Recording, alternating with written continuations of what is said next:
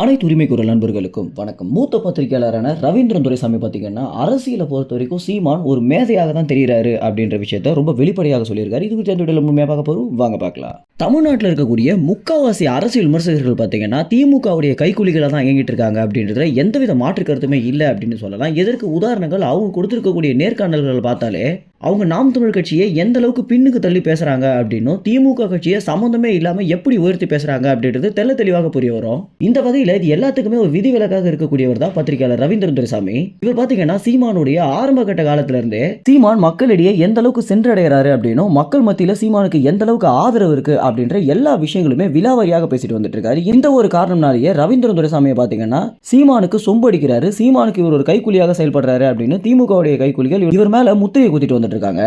இருந்தபோதும் இவை அனைத்துமே கண்டுகொள்ளாம ஒரு பத்திரிகையாளர் அப்படின்றவர் நேர்மையான கருத்துக்களை தான் வெளியிடணும் அப்படின்னும், உண்மையிலேயே அரசியல் சூழல் என்னவாக இருக்கு அப்படின்றத மக்களுக்கு நம்ம தான் உணர்த்தணும் அப்படின்ற ஒரு நோக்கத்துல தான் ரவீந்திரன் துரைசாமி செயல்பட்டு வந்துட்டு இருக்காரு. சீமான் ஆரம்பத்துல 1% வாக்கு வங்கி வாங்கும் போதும் 7% வாக்கு வங்கி வாங்கும் போதும் இந்த அளவுல தான் சீமானுடைய வாக்கு வங்கிகள் இருக்கும் அப்படின்றத முன்னாடியே பாத்தீங்கன்னா ரவீந்திரன் துரைசாமி கணித்து சொல்லியிருக்காரு. இதனாலேயே நாம் தமிழ் கட்சி மத்தியிலையும் சீமானுடைய தம்பி தங்கைகள் மத்தியிலையும் ரவீந்திரன் துரைசாமிக்கு ஒரு சிறந்த பேர் இருக்கு அப்படின்னு சொல்லலாம். மீண்டும் தற்போது கொடுத்திருக்கக்கூடிய ஒரு நேர்காணல்ல ரவீந்திரன் துரைசாமி பாத்தீங்கன்னா, உண்மையிலேயே தமிழ்நாடு பொறுத்த வரைக்கும் இருக்கக்கூடிய அரசியல்வாதிகள்லயே சீமான் கொஞ்சம் அறிவாளியான அரசியல்வாதி அப்படின்றத ரொம்ப வெளிப்படையாக சொல்லியிருக்காரு. சீமானுடைய அரசியல் நகர்வுகள் அப்படின்றது ஒரு அரசியல் மேதை போல இருக்கு அப்படின்னும், இவர் அரசியல் ஆசானாக வேற யாரையுமே பார்க்கல, இவருக்கே நிறைய விஷயங்கள் தெரிய வருது அப்படின்றத ரவீந்திரன் பாத்தீங்கன்னா சொல்லியிருக்காரு. ஒரு திமுக வாரிசா இருக்கக்கூடிய ஸ்டாலின், உதயநிதி ஸ்டாலினால கூட பண்ண முடியாத ஒரு அரசியலை இந்த மாதிரி ஒரு சாதாரண பொதுமக்கள் இருந்து வந்த ஒரு தலைவன் இந்த அளவுக்கு அரசியலை கையாளுறாரு அப்படின்னா இது சாதாரண விஷயமே கிடையாது அப்படின்னு சொல்லியிருக்காரு ரவீந்திரன் துரைசாமி.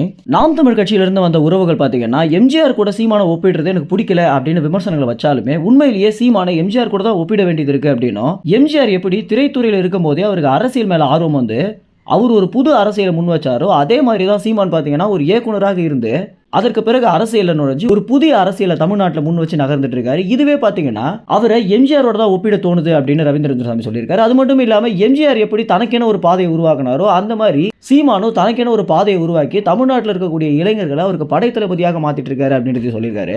மேலும் இந்த வீடியோ நீங்க பார்க்கணும் அப்படின்னு நினைச்சீங்கன்னா ஆதன் தொலைக்காட்சியில் லேட்டஸ்டாக வந்திருக்கக்கூடிய ரவீந்திரன் துரைசாமி நேர்காணல பாத்தீங்க அப்படின்னா இந்த அனைத்து விஷயங்களையும் பார்க்க முடியும். மேலும் இந்த தகவல் குறித்து என்ன நினைக்கிறீங்க அப்படின்றத உங்க கமெண்ட்ஸ்ல தெரிவிங்க. நன்றி, வணக்கம்.